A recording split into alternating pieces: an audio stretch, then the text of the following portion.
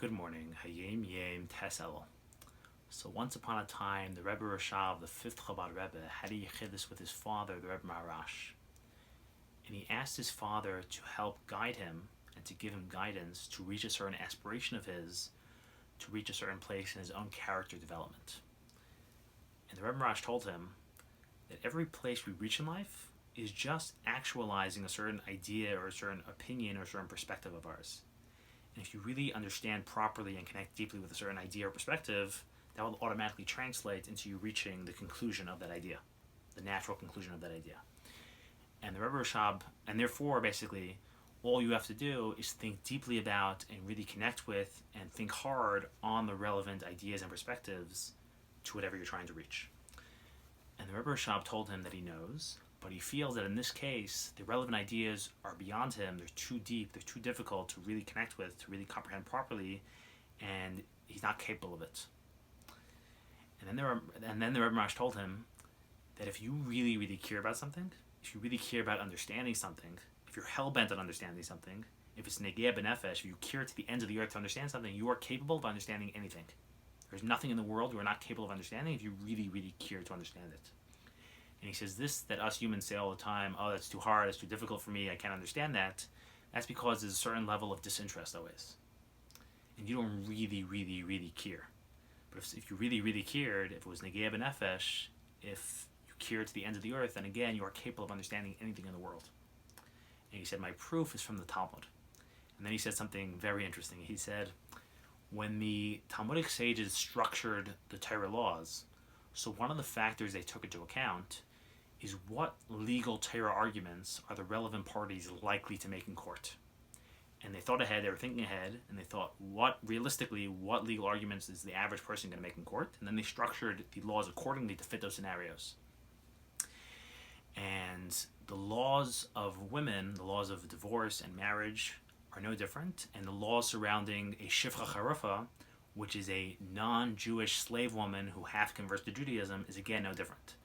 They speculated, the Talmud spends a lot of time speculating about what legal arguments the average woman and the average shifcha charufa would make in court, and then it structures the laws accordingly to fit those scenarios. And the amazing thing is, said the Rebbe Rashab, is that these arguments that the Talmud speculates and says that realistically the average woman and the average shifcha charufa would come up with are the most, like all Talmudic arguments, are the most brilliant and sophisticated and ingenious and intricate Torah legal arguments. And they're so deep and so intricate often that the greatest minds, the Talmudic sages, the Tanaim, the Amoraim, and the Goyim, they themselves are struggling to understand exactly the argument, and they get into the nitty-gritty of them, and they struggle to really understand them, and they even debate what the argument really means, because they're not always sure what it means, and they really debate over and sit over and struggle over these arguments. And he said, these are the greatest human minds that have ever lived. These are the greatest Jewish minds that have ever lived. These are the greatest human minds that have ever lived. And anybody who you think is a genius is a joke compared to these people. Albert Einstein is a kindergarten student compared to these people. These people are the greatest minds that have ever lived by far.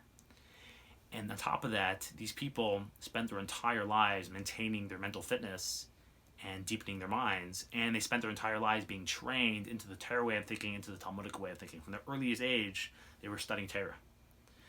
And yet these people realistically expect, and they said it's a realistic expectation, that the average woman and the average shifcha charufa, who never went to yeshiva, who never even studied Torah in those days, would come up with these arguments that they themselves struggle to come up with. And the Rebbe Rashab said, how is that possible?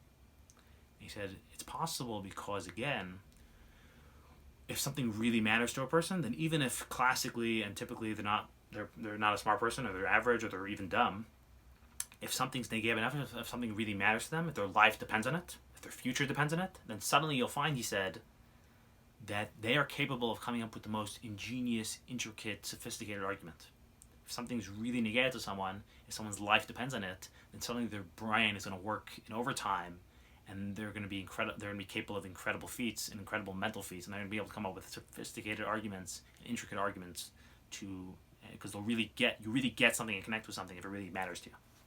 And that is the Hayom Yom. Now, the Rebbe once talked about this, and he said something very, very interesting. He said that it says in the Torah that we don't properly understand our teachers until 40 years later. that a student doesn't properly understand what his teacher is saying, and he doesn't understand all the depth of what he's saying until 40 years later. He thinks he's getting it right away, but only as time goes on and in fullness after 40 years, you really, really get what he was saying in the first place. And of course, this talking about a real teacher who's really out of your league.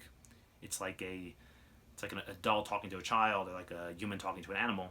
Not like me and you, not the average teacher, or not any teacher alive today.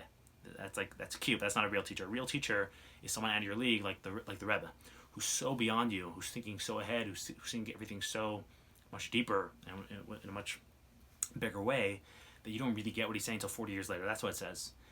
But the Rebbe said what we see from the story is that is true if you just listen to the Rebbe and it's nice ideas and it's cute and it's nice, then you'll only be able to understand it 40 years later. But he said if it was really negea to us, if it was negea b'nefesh to us, what the Rebbe was saying, if we really cared, if it really mattered to us, we really wanted to know what the Rebbe was saying, then he said we would be capable immediately of really understanding the Rebbe, of really connecting with what he's saying, of really understanding the Rebbe's vision and what the Rebbe wants and what the Rebbe means. Have a wonderful, wonderful day.